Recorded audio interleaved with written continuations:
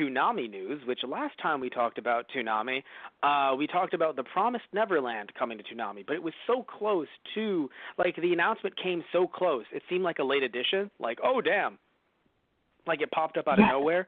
No, because this one I like because it's kind of early. So even though, when these things when these clips, these articles that we talk about, when they get cut up for our YouTube channel, we don't feel like we're 2 weeks after the initial air date. So so what is coming to Toonami? Lupin the Third Part 5. And this interests me for a few reasons. So first of all, it interests me. Yes. Here's why it interests me. A few reasons, Tristan. Right. So Lupin is something that was definitely bigger before our time, but then for some odd reason, I'm talking about from a U.S. perspective, but then for some odd reason, it died in the U.S. Right. Like, again, I'm only talking about U.S. appreciation. Now, there's definitely some Lupin fans out there that are listening to this that are like, hey, it didn't die with me, and you're correct. But it is definitely much different than something like Dragon Ball Z or certain other shows that have flourished throughout the years and have definitely, even if some of them seem like they're on life support, have definitely still had a foothold with American audiences. And it's very odd to me that Lupin, and even a show which also has crossed over with Lupin, I don't know if you know about the crossovers, like Case Closed or Detective Conan. Oh. Yeah, they've had, which is, dude, how cool is that? You have the treasure hunter versus the greatest detective. Yeah, I was going to say that's right. It's a fucking, I haven't seen the movies, but it's a beautiful idea. Threw in their ships for a favor, and it's like, all right, we need someone who can actually catch this guy. Who do we know? Well, wait. No, it's funny though. Remember, in story, I know you don't know too much about Case Closed, and we're not going to go too far into this because we're talking about Lupin, but in Case Closed, the little kid isn't actually, okay, Jimmy Kudo, or Shinichi, is him as a teenager, right? Yeah, but what happens is, yes, he's not in his own, because he was given this, like, potion, like, the criminal organization that he accidentally spied on thought they were killing him, but it was an experimental drug that turned him back into his body as a child. Right. So he's 10, and just like Ash Ketchum, apparently eternally 10, been out since 99. He's 10, and what happens is he sees his classmate who her name is, in the U.S. version, her name was Rachel. I'm sorry, I don't remember her Japanese name, but her name was Rachel, and she basically is like, this looks like little Jimmy, and he's like, and then his best friend, who's a scientist, like not a mad scientist because he's actually a good guy, but like a crazy scientist, crazed scientist, is like, oh, this is his cousin from America. And it's like, oh, of course that would make sense because he really does look like a younger version of Jimmy or Shinichi. And so the two of them, basically it's like, well, he needs a place to stay. And she's like, don't worry, he can stay with me. And so they stay together, and then her dad is a PI who's kind of iffy. He's not the worst PI, but think of him like a Hercule, where he's competent, but he's surrounded by people who are like, Shinichi is like the Goku, let's say, like Hercule isn't the worst fighter, but it's Goku. So, you know how that's going to look in comparison. So what happens is that throughout the show, Shinichi ends up getting caught up in these crazy situations with either his friends or in some cases with Rachel and her dad, like they're vacationing and stuff like that. And so what happens is he has to find ways to clue them in without actually saying this is what's going on, because no one will believe him. He's 10. Right. So he has to find ways to clue them into who's the murderer. Yes, by the way, if anyone doesn't know, gruesome murders every fucking week. Who's the murderer? And at the end of it, he actually will usually find a way to use a stun dart, or like not stun dart, like a sleep powder dart, to put her dad to sleep. And then he uses a changer to sound like the dad, and usually he falls in a way where like it obscures his face, and then he makes the big brilliant deduction, and they're like, great work, and they're like, you're such a brilliant detective, and he's like, of course I am, ha ha ha ha, because he wants to take the credit. Again, a la Hercule. So it's really fun seeing how he can do that week to week. So they probably, even though I haven't seen the movies, they probably called her dad and Jimmy came along. or Shinichi came along. And then I would assume Lupin knows what's up because he's Lupin. But still, either way, it was very interesting. Also, I wonder if they got Kaito the Kid into this, which, like, Kaito the Kid is like this kind of like, I guess you'd call him a tuxedo mask type criminal. Oh my God. Yeah, so he's in a full white suit. And the original author actually created Kaito Kid, I believe, first, but it never caught on because then she stopped and started making K's clothes, so she kind of weaved it in, a bit like Aurelie, even though Aurelie did catch on, Dr. Slump, but like Aurelie in Dragon Ball. So then it was so interesting. Yeah, it's really cool, dude. But anyway, with Lupin, I feel like it hasn't really caught on in the U.S. as much as it used to because there are a lot of VHS tapes of Lupin out there and original manga like by Tokyo Pop. Like, it's out there. It's just... Yeah, I mean, I remember back getting Dragon Ball or Dragon Ball Z DVDs or VHS, and Lupin was mentioned at times. So yeah, Funimation and other companies... Yeah, Funimation has also attempted, I'm pretty sure they also licensed Part 4 as well. I don't know if they're licensing Part 5, but they licensed Part 4, and it aired on Toonami over the last, 2 years. So, was this one Funimation as well? Do we have that? 5. Yeah, I don't know if we have that information. Either way, it's coming to Toonami June 15th. That's the one thing we know.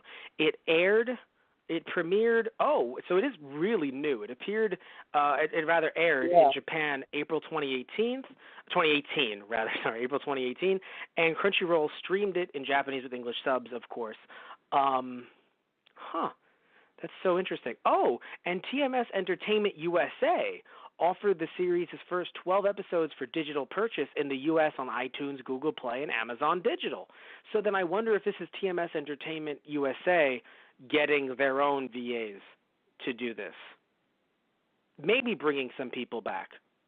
Either way, though, because does it list on Wikipedia who licensed this or no?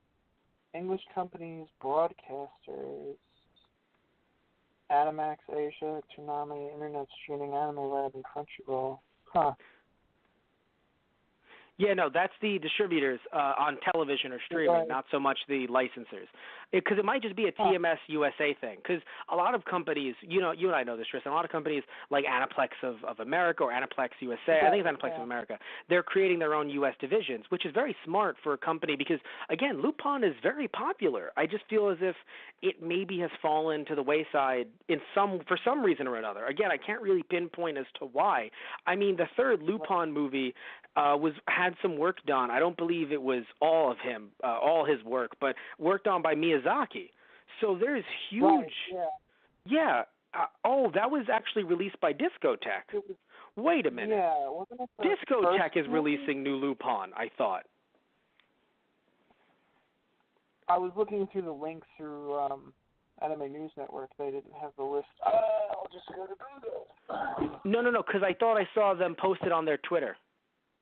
Yeah, okay, right. So Discotech licensed it. Oh, okay. Yeah.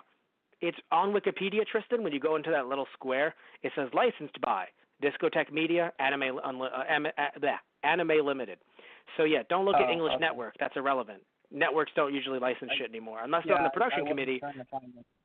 Yeah, no, because, okay, I thought you were. I was looking in the wrong box, yeah. Yeah. But yeah, no, because, I mean, to be fair, though, you're not wrong in the sense that if you remember, Toonami is on Cartoon Network, they're on the production committee for Fooly Cooly. Right. So technically they are the licensors de facto, the same way that Funimation was for Dimension W. Right. Anyway, also, by the way, would like to give all of our love and respect to Monkey Punch because he did recently pass away, I believe, this past month. I think you knew about that, right, Tristan? Yes. Yeah, the creator, no, I heard about that. Yeah. Yeah, Kazuhiko Okato, who's known by the pen name Monkey Punch. Right. But no, I would, if Lupin Part 5, even though it's called Part 5, if it is devoid of any crazy references to past Lupin, I would watch it. Yeah, I'm pretty sure each one is its kind of own self-contained story, because I've seen a little bit of 4, and I think I've seen a little bit of other pieces, maybe a movie here and there. Yeah. But they usually seem to be their own, self-contained story. Like, there's references here and there to, obviously, Lupin being in other places and shit like that, but... It's like 007, Yeah, basically. Yeah. After a while. The last one was the Italian adventure. They were in Italy. Yes, which it's interesting too, looking at the description of the story, because not only are they going to be in modern France, and yes, modern, so that means that while he's still using the classic cars and the guns, specific types of guns that he used back in the day, because I mean this I don't know when the story was originally set, but I know that this anime is from the 70s, so it's been a while, but just like with 007. They'll have him do flashy, cool shit in modern settings, but unless it's a complete reboot, they'll usually still they'll still say hey, this is happening today, but unless it's a crazy reboot, they usually don't erase the entire canon. They just don't always mention it. Again, just like Doctor Who in some respects. Like I mentioned Doctor Who way earlier in the episode for something else, but still somewhat relevant. So yes, apparently he is going to be using the internet, mobile devices, and other digital gadgets to take on his foes. So that's also cool as well, because again, if they just if I can watch this without watching part 1, because even though I'm not saying I don't like older anime, I tried watching the first episode once, and I don't know why it didn't suck me in. I wanna get it by Discotek, maybe that'll help, but still, I would love to be able to see Part 5 air on Toonami. And also, Funimation, it's interesting, too, if this will make a comeback. I think you were here for this.